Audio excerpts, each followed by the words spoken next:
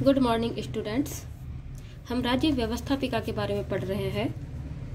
आज हम राज्य विधानमंडल और राज्य विधान परिषद दोनों सदनों के कार्यकाल के बारे में पढ़ेंगे। विधानसभा का कार्यकाल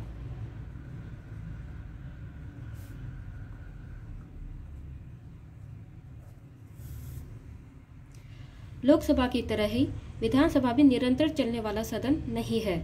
आम चुनाव के बाद पहली बैठक से लेकर इसका सामान्य कार्यकाल 5 वर्ष का होता है। इसका सामान्य कार्यकाल 5 वर्ष है। इस काल के समाप्त होने पर विधानसभा स्वतः ही विघटित हो जाती है। हालांकि इसे किसी भी समय विघटित करने के लिए राज्यपाल अधिकृत है। सामान्य कार्यकाल 5 वर्ष है, किंतु राज्यपाल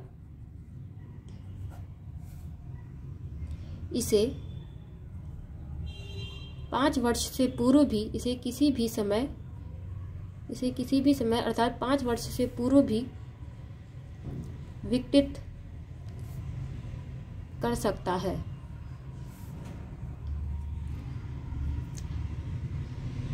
इसके 5 वर्ष पूर्व होने से पहले भी इसके नए चुनाव हो सकते हैं। ये उसी परिस्थिति में होगा जब राज्यपाल इसे किसी कारणवश विघटित कर देता है।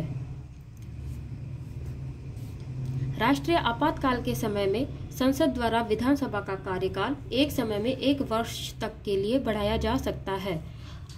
राष्ट्रीय आपातकाल लागू होने पर इसका कार्यकाल 1 वर्ष के लिए बढ़ाया जा सकता है।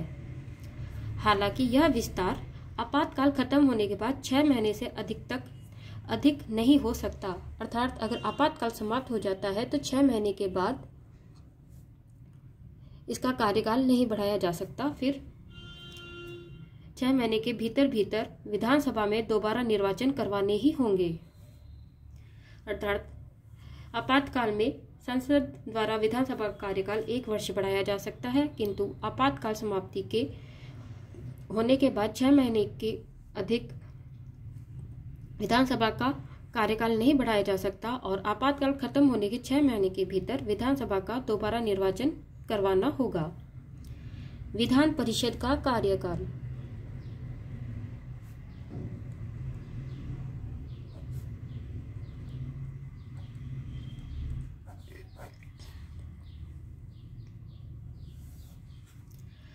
राज्यसभा की तरह ही विधान परिषद एक सतत सदन है। अर्थात यह निरंतर चलने वाला सदन है, सतत सदन है, निरंतर चलता है ये। यानी कि यहाँ सतत सदन से तात्पर्य है कि स्थायी अंग जो विघटित नहीं होता है। अर्थात विधान परिषद एक स्थायी सदन है, इसका विघटन नहीं होता, इसका विघटन नहीं होता है।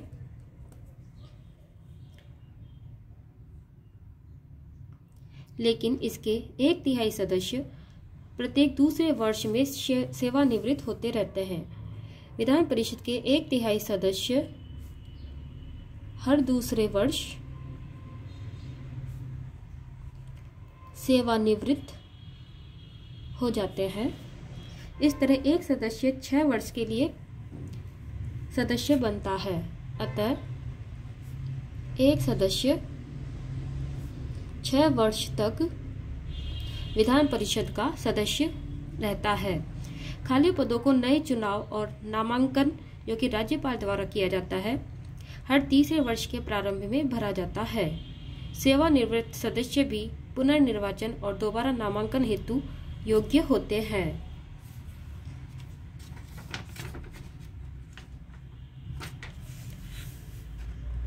अब हम पढ़ेंगे राज्य विधान मंडल की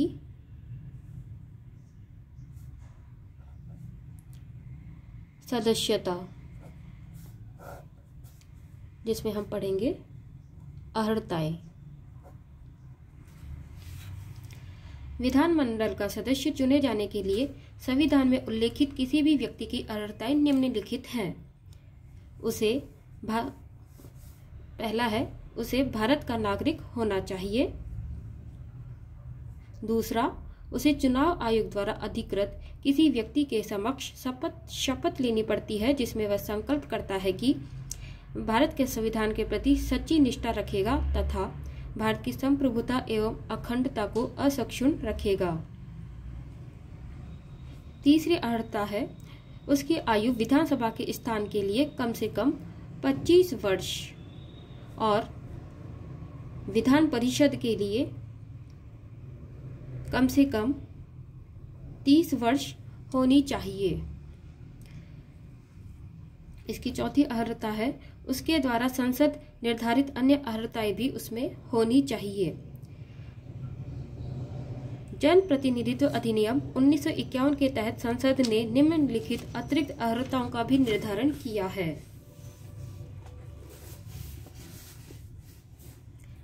विधान परिषद में निर्वाचित होने वाला व्यक्ति विधानसभा का निर्वाचक होने की अर्हता रखता हो, अर्थात जो विधान परिषद में निर्वाचित होना चाहता है वह उस व्यक्ति में यह योग्यता होनी चाहिए कि वह विधानसभा का भी निर्वाचक हो और उसमें राज्यपाल द्वारा नामित होने के लिए संबंधित राज्य का निवासी होना चाहिए। विधानसभा सदस्य बनने वाला व्यक्ति संबंधित राज्य के निर्वाचन क्षेत्र में मतदाता भी होना चाहिए। अनुसूचित जाति जनजाति का सदस्य होना चाहिए यदि वह अनुसूचित जाति जनजाति की सीट के लिए चुनाव लड़ता है। यद्यपि अनुसूचित जाति या जनजाति का सदस्य उस सीट के लिए भी चुनाव लड़ सकता है जो उसके लिए आरक्षित नहीं है।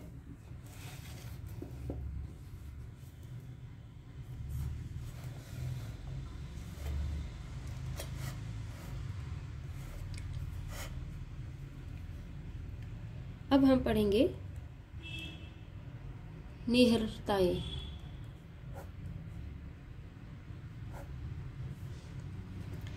संविधान के अनुसार कोई व्यक्ति राज्य विधान परिषद या विधानसभा के लिए चुने जाने और इसकी सदस्यता के लिए निहित होगा।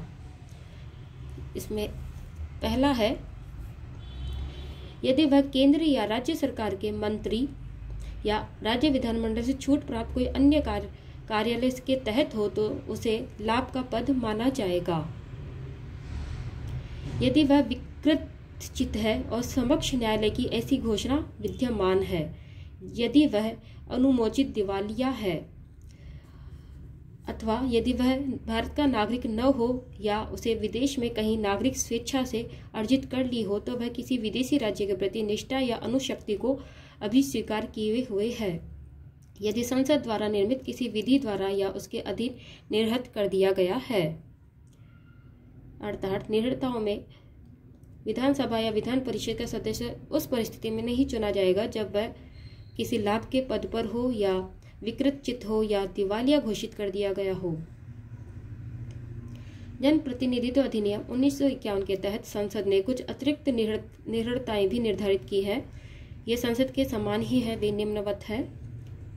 वह चुनाव में किसी प्रकार के भ्रष्ट आचरण अथवा चुनावी अपराध का दोषी नहीं पाया गया हो, उसे किसी ऐसे अपराध के लिए दोषी नहीं ठहराया गया हो जिसके लिए उसे 2 या 2 से अधिक वर्षों की कैद की सजा मिली हो, लेकिन किसी व्यक्ति का किसी निरोधात्मक कानून के अंतर्गत निरुद्ध करना अयोग्यता नहीं मानी जाएगी।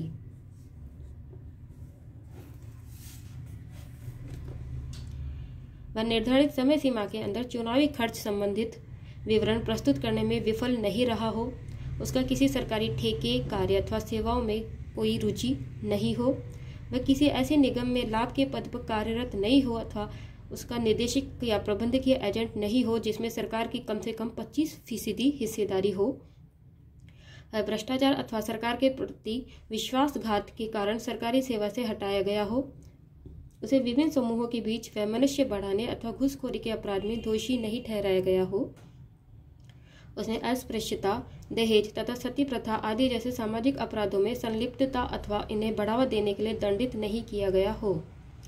उपरोक्त निहिताओं के संबंध में किसी सदस्य के प्रति यदि प्रश्न उठे तो राज्यपाल का निर्णय अंतिम होगा।